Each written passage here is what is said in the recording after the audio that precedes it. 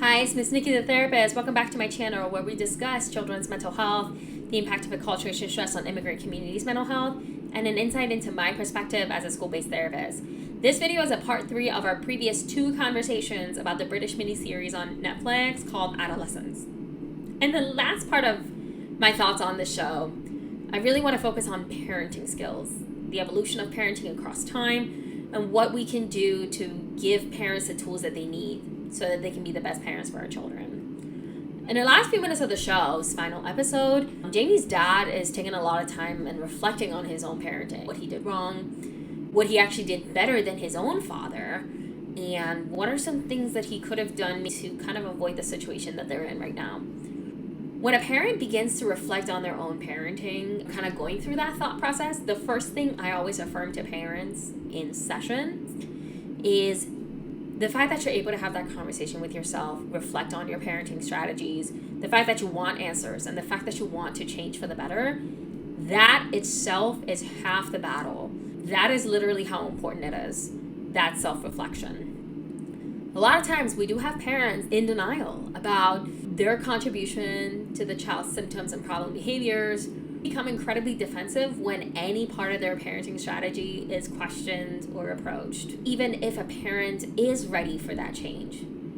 Sometimes parents know that change is needed, but it's not something that they're ready for. In order for us to make a change, we have to get out of our comfort zone. The change is so drastic, we might not emotionally be ready to go through the discomfort of getting out of our comfort zone to get adjusted to that change. The fact that Jamie's parents have reflected on their parenting in the 13 months that Jamie has been in jail is true progress on their growth and maturity as parents. I want to give credit where credit is due. Jamie's father does have very good intentions on the show. I think there are some points where he is an excellent parent. Jamie's dad is very supportive of him through the booking and the investigation process. Jamie trusts his dad enough to have him be there as his protective adult. And dad is asking the investigators, public defender, on what are some things that he can do actively to have his son's best interest.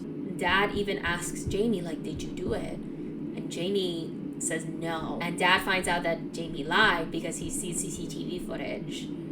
They're both incredibly sad, shocked, in disbelief. Jamie is at that time, oh my God, what is my dad gonna think?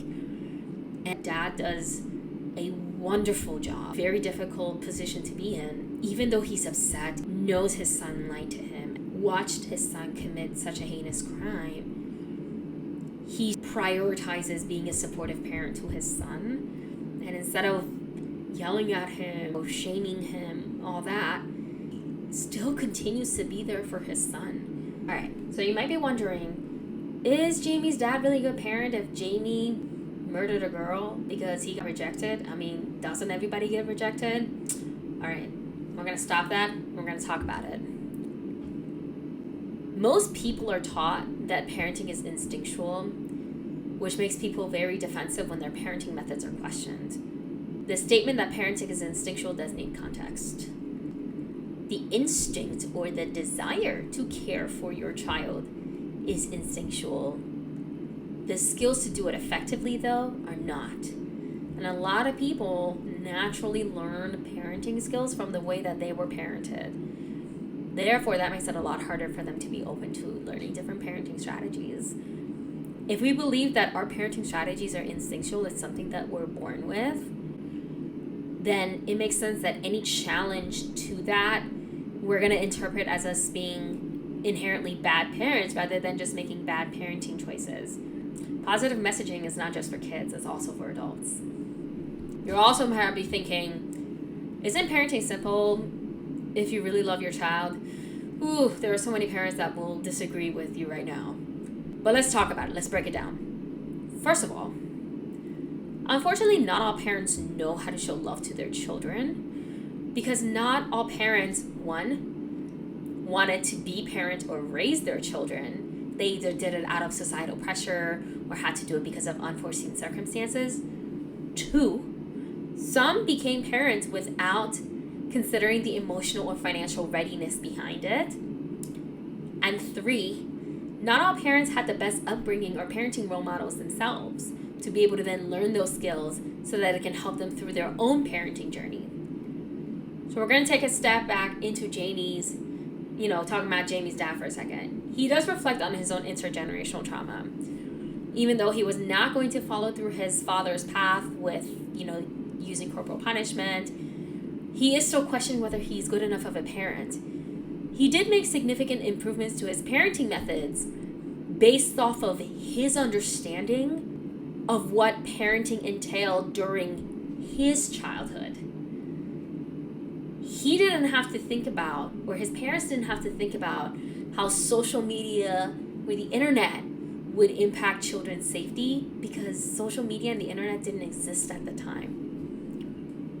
And second, while some parenting goals are universal, like feeding, clothing, shelter, and the protection against imminent harm, a lot of parenting skills are not universal. They're relative to the geographical location, cultural expectations, and what is happening in the society at the time. Even some of the basic parenting goals are contextual, like protection against imminent harm. One parenting theme that is shown in Adolescence is the basic goal of protection against imminent harm, and how the definition of imminent harm is relative to time. In the second episode, Adam, D.I. Bascom's son, the investigator's son, he kind of pulls his dad to the side at the school, and he's talking to him about the nuances of social media, how the emojis, the metaphor, the inferences, and how all of that and the way that you use the emojis, how many emojis you put, all of that changes the interpretation of communication and messaging on social media platforms. D.I. Bascom realizes that Jamie was getting cyberbullied on Instagram by being called an incel online, and what that infers about Jamie's success in the future and his intimate relationships with other women. Now, for D.I. Bascom, who didn't grow up during a time of social media, being called an incel at 13 is illogical. For children on social media, comments, likes, and followers dictate their self-worth, they dictate their social status, and when things are taken too far, it can be absolutely detrimental to their academics, their well-being, social status, and it even becomes a safety issue. Now, Jamie's dad also reflects on how social media influences everywhere. Dad was looking up information about a gym, and the videos with misogynistic ideals populated on his phone. Parents before didn't have to worry about the dangers of the internet and social media, so they don't know the gravity of how dangerous, how imminently dangerous that kind of exposure to social media is. And therefore, they don't really know how to protect their child from it. Today, with the evolution of internet, social media, and its role on children's daily lives, parents need to learn more social media literacy and how to modify their parenting in the world of internet, what safeguards to put in place, and how being an involved parent, communicating with your kids regularly and non-judgmentally is more important than ever, where children are exposed to so much more information than their brains can process at the palm of their hands. Let's think about it this way, right? Parents teach children about stranger danger outside the home, but they still go outside because they need to go outside to go to school. They need to go outside to socialize with their friends. But you put safeguards in place, right? You lock the door. You set curfew. You tell them where they're allowed to go and not go. They learn how to be safe when they're outside the house. Those same rules apply when children are out in the world of social media. I see a lot of parents try to ban technology completely from, especially adolescents. And that is often unrealistic, given that technology and social media has become such a necessity for communication, academics, and just being socially connected with others.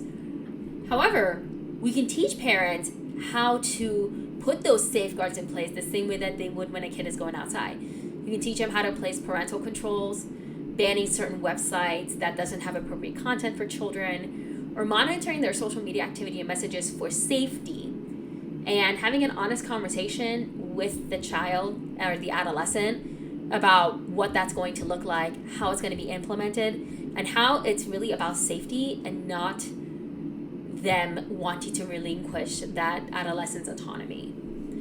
And if a parent, has enough trust and rapport built with their child, their child probably will not mind them looking out for safety, and they're not going to be worried about, oh my God, my parent's going to get me in trouble. And that message of safety will be better conveyed if the trust between the parent and child is there.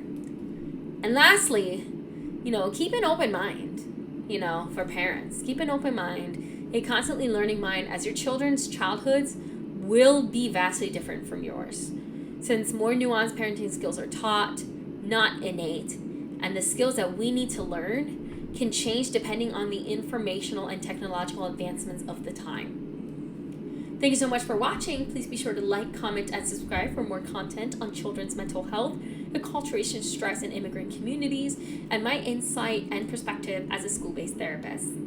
I'll see you guys next time. This account is for educational and entertainment purposes only, and it does not replace or fulfill the full scope of therapy. The content on this video does not replace diagnosis, treatment, or other therapeutic interventions. Engaging with this content does not create a therapist-client relationship between you and the channel.